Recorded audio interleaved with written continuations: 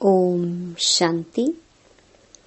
3 फरवरी 2024 बाबा के महावाक्य। मीठे बच्चे स्वदर्शन चक्रधारी भव। तुम्हें लाइट हाउस बनना है। अपने को आत्मा समझो, इसमें गफलत नहीं करो। प्रश्न: तुम सबसे वंडरफुल स्टूडेंट हो, कैसे? उत्तर: तुम रहते गृहस्थ व्यवहार में हो।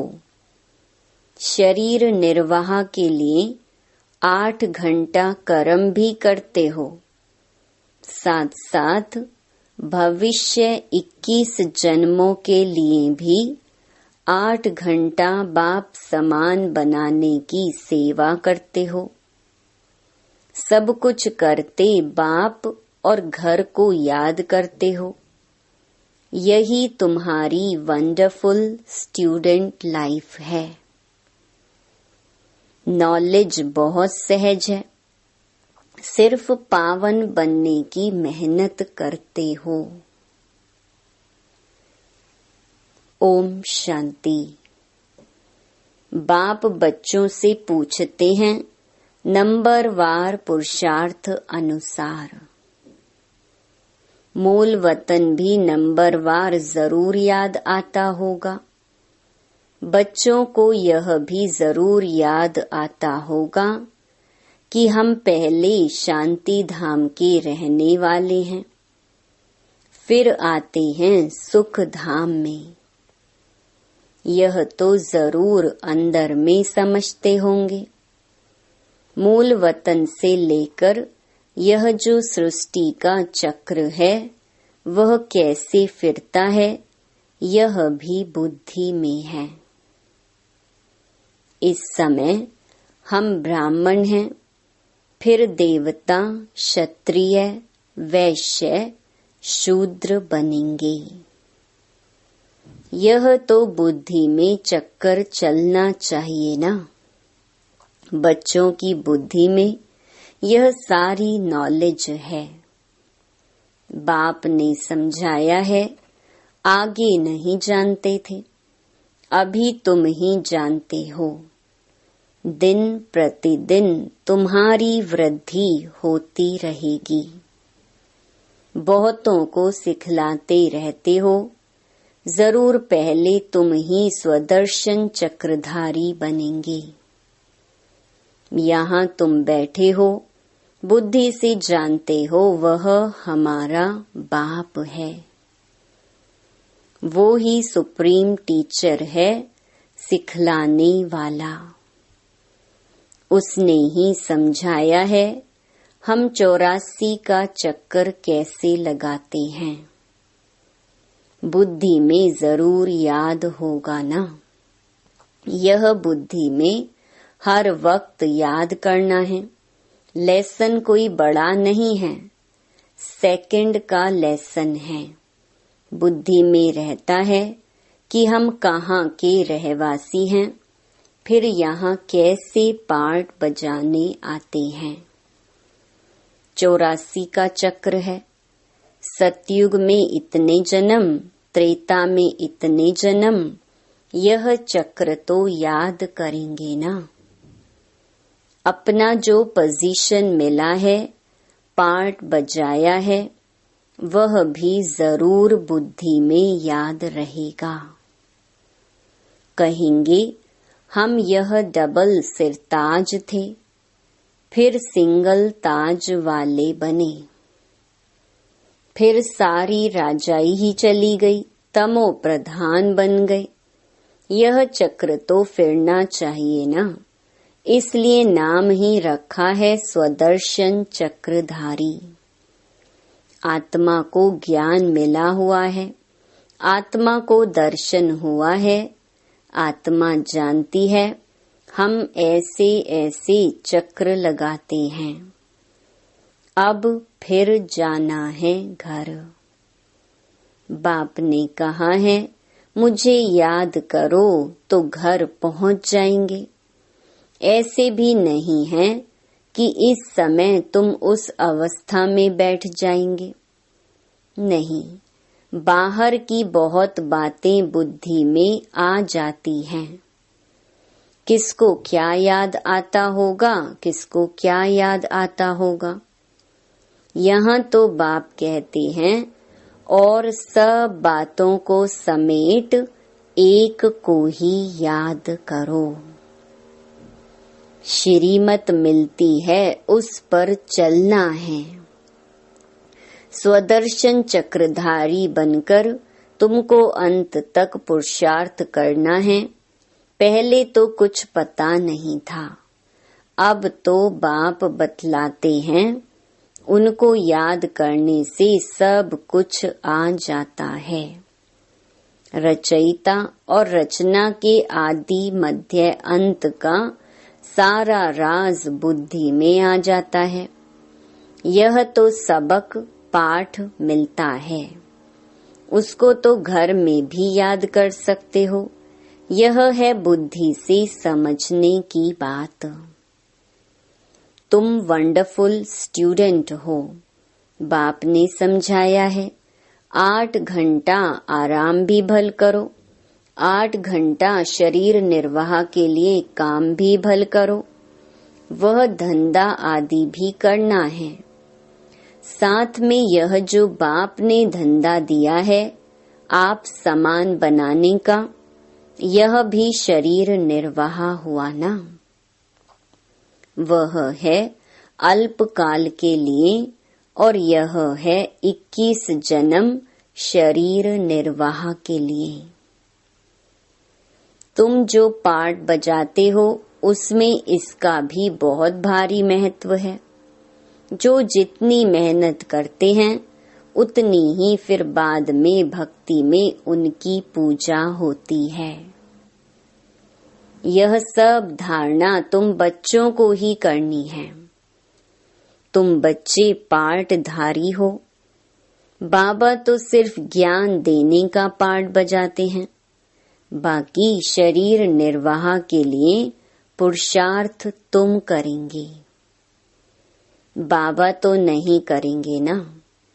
बाप तो आते ही हैं बच्चों को समझाने के लिए कि यह वर्ल्ड की हिस्ट्री ज्योग्राफी कैसे कैसे रिपीट होती है, चक्र कैसे फिरता है, यह समझाने के लिए ही आते हैं। युक्ति से समझाते रहते हैं। बाप समझाते हैं, बच्चे गफलत मत करो। स्वदर्शन चक्रधारी अथवा लाइट हाउस बनना है। अपने को आत्मा समझना है। यह तो जानते हो, शरीर बिना आत्मा पार्ट बजा नहीं सकती। मनुष्यों को कुछ भी पता नहीं है। भल तुम्हारे पास आते हैं, अच्छा अच्छा करते हैं, परंतु स्वदर्शन चक्रधारी नहीं बन सकते हैं। इसमें बहुत प्रैक्टिस करनी पड़ती है। तो फिर कहाँ भी जाएंगे तो जैसे ज्ञान का सागर बन जाएंगे। जैसे स्टूडेंट पढ़कर टीचर बन जाते हैं, फिर कॉलेज में पढ़ाते हैं और धंधे में लग जाते हैं। तुम्हारा धंधा ही है टीचर बनना। सबको स्वदर्शन चक्रधारी बनाओ। बच्चों ने चित्र बनाया, डबल सिरताज राजाएं, फिर सिंगल ताज वाले राजाएं कैसे बनते हैं। यह तो ठीक है, परंतु कब से कब तक डबल ताज वाले थे, कब से कब तक सिंगल ताज वाले बने, फिर कैसे और कब राज्य छीना गया, वह डेट्स लिखनी चाहिए। यह बेहद का बड़ा ड्रामा है। यह सर्टेन है, हम फिर से देवता बनते हैं, अभी ब्राह्मण हैं। ब्राह्मण ही संगम युग के हैं, यह किसको मालूम नहीं जब तक तुम ना बताओ। यह तुम्हारा अलौकिक जन्म है। लौकिक और पारलौकिक से वर्षा मिलता है, अलौकिक से वर्षा नहीं मिल सकता। इन द्वारा बाप तुमको वर्षा देते हैं, गाते भी हैं, हे प्रभु। ऐसे कभी नहीं कहेंगे, हे प्रजापिता ब्रह्मा। लौकिक और पारलौकिक बाप को याद करते हैं। यह बातें कोई नहीं जानते, तुम जानते हो। पारलौकिक बाप का है अविनाशी वर्षा, लौकिक का है विनाशी वर्षा। समझो कोई राजा का बच्चा है, 5 करोड़ वर्षा मिलता है, और बेहद के बाप का वर्षा सामने देखेंगे तो कहेंगे उनकी भेंट में तो यह अविनाशी वर्षा है और वह तो सब खत्म होने वाला है। आज के जो करोड़पति हैं उन्हों को माया चटकी हुई है, वह आएंगे नहीं। बाप है गरीब निवाज। भारत बहुत गरीब है, भारत में बहुत मनुष्य भी गरीब हैं।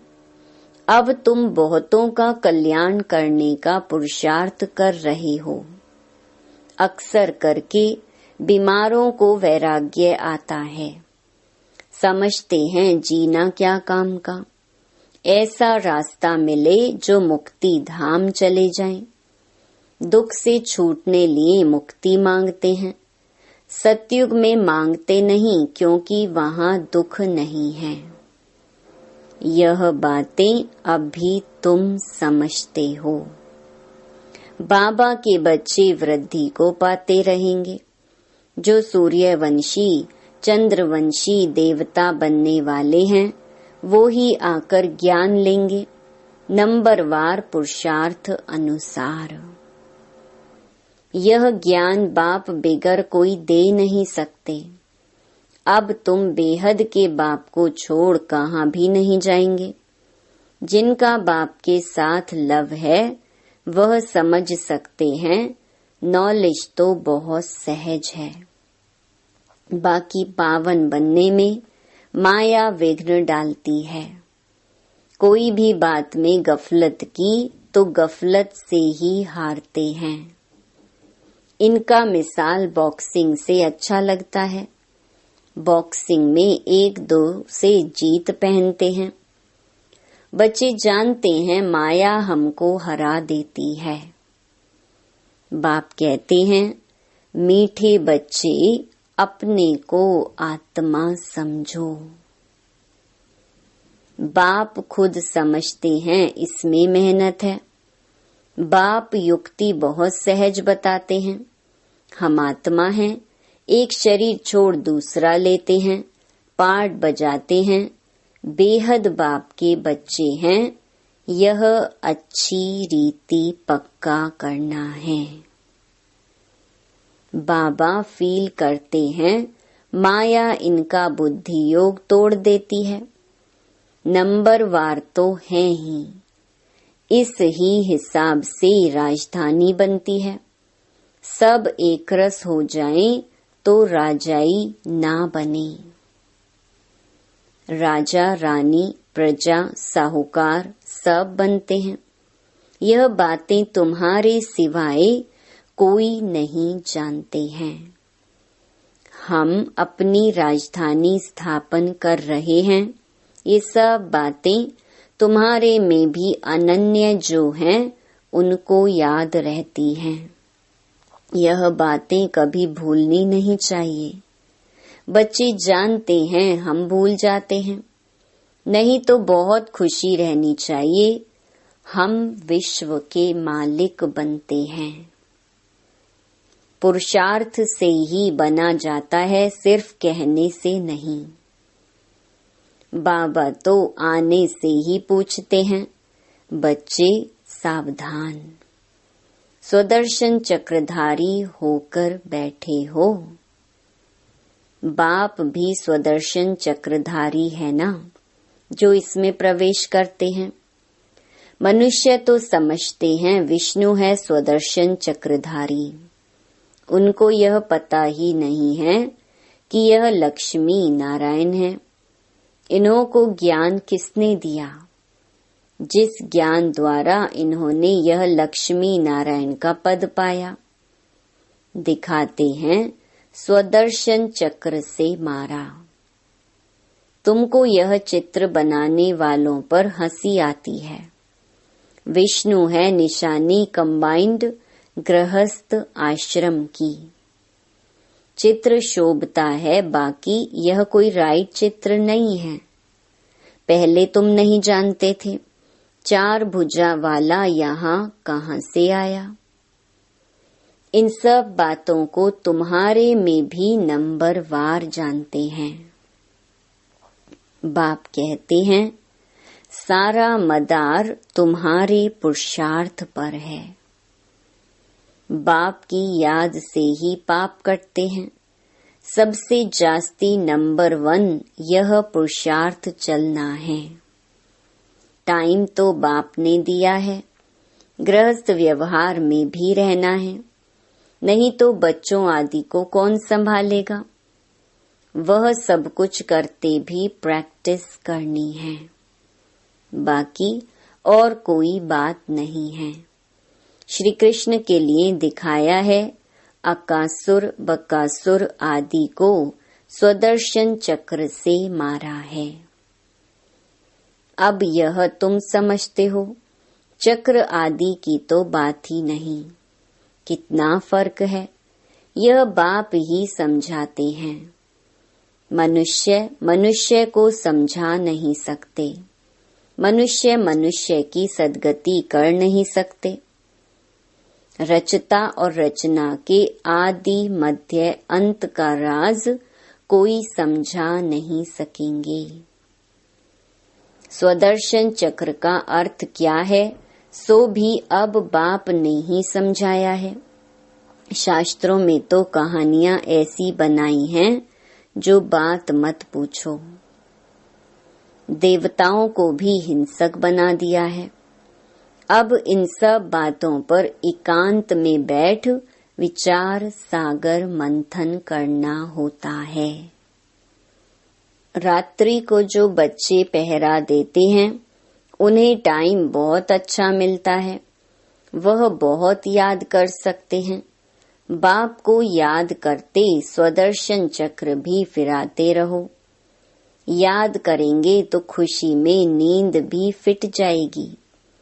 जिसको धन मिलता है वह बहुत खुशी में रहता है, कभी झुटके नहीं खाएगा। तुम जानते हो हम एवर हेल्दी वेल्दी बनते हैं, तो इसमें अच्छी रीति लग जाना चाहिए। यह भी अब बाप जानते हैं, ड्रामा अनुसार जो कुछ चलता है वह ठीक है, फिर भी पुरुषार्थ कराते रहते हैं। अब बाप शिक्षा देते हैं।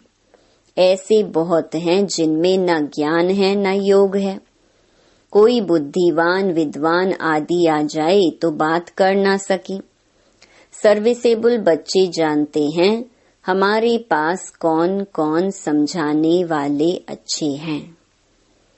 फिर बाप भी देखते हैं यह बुद्धिवान पढ़ा लिखा आदमी अच्छा है और समझाने वाला बुद्धू है, तो खुद प्रवेश कर उनको उठा सकते हैं। तो जो सच्चे बच्चे हैं वह कहते हैं हमारे में तो इतना ज्ञान नहीं था जितना बाप ने बैठ इनको समझाया। कोई को तो अपना अहंकार आ जाता है। यह भी उनका आना मदद करना ड्रामा में पार्ट नोंधा हुआ है। ड्रामा बड़ा विचित्र है। यह समझने में बड़ी विशाल बुद्धि चाहिए। अब तुम बच्चे जानते हो हम वह राजधानी स्थापन कर रहे हैं जिसमें सब गोरे ही गोरे थे, काले वहां होते नहीं। यह भी तुम गोरा और काला चित्र बनाकर लिखो 63 जन्म काम चिता पर बैठ ऐसे काले बन पड़े हैं। आत्मा ही बनी है। लक्ष्मी नारायण का भी काला चित्र बनाया है। यह नहीं समझते कि आत्मा काली बनती है। यह तो सत्युग के मालिक गोरे थे, फिर काम चिता पर बैठने से काले बनते हैं। आत्मा पुनर्जन्म लेते लेते तमो प्रधान बनती है, तो आत्मा भी काली और शरीर भी काला हो जाता है। तो हंसी हंसी में पूछ सकते हो, लक्ष्मी नारायण को कहाँ काला कहाँ गोरा क्यों दिखाया है? कारण ज्ञान तो है नहीं। श्री कृष्ण ही गोरा फिर श्री कृष्ण ही सांवरा क्यों बनाते हैं? यह तो तुम अभी जानते हो। तुमको अभी ज्ञान का तीसरा नेत्र मिला है। अच्छा, मीठे मीठे सिकिलधे बच्चों प्रति मात पिता बाप दादा का याद प्यार और गुड मॉर्निंग। रूहानी बाप की रूहानी बच्चों को नमस्ते। धारणा के लिए मुख्य सार। पहला, खुशी से भरपूर रहने के लिए एकांत में बैठ मिले हुए ज्ञान धन का सिमरन करना है। पावन व सदा निरोगी बनने के लिए याद में रहने की मेहनत करनी है। दूसरा, बाप समान मास्टर ज्ञान सागर बन सबको स्वदर्शन चक्रधारी बनाना है। लाइट हाउस बनना है। भविष्य 21 जन्म के शरीर निर्वाह के लिए रूहानी टीचर जरूर बनना है। वरदान, त्रिकालदर्शी स्थिति द्वारा तीनों कालों का स्पष्ट अनुभव करने वाले मास्टर नॉलेजफुल भव। जो त्रिकालदर्शी स्थिति में स्थित रहते हैं वह 1 सेकंड में तीनों कालों को स्पष्ट देख सकते हैं। कल क्या थे, आज क्या हैं और कल क्या होंगे, उनके आगे सब स्पष्ट हो जाता है। जैसे कोई भी देश में जब टॉप पॉइंट पर खड़े होकर सारे शहर को देखते हैं तो मजा आता है। ऐसे ही संगम युग टॉप पॉइंट है। इस पर खड़े होकर तीनों कालों को देखो और फलक से कहो कि हम ही देवता थे और फिर से हम ही बनेंगे। इसी को कहते हैं मास्टर नॉलेजफुल। स्लोगन, हर समय अंतिम घड़ी है, इस स्मृति से एवर रेडी बनो। ओम शांति।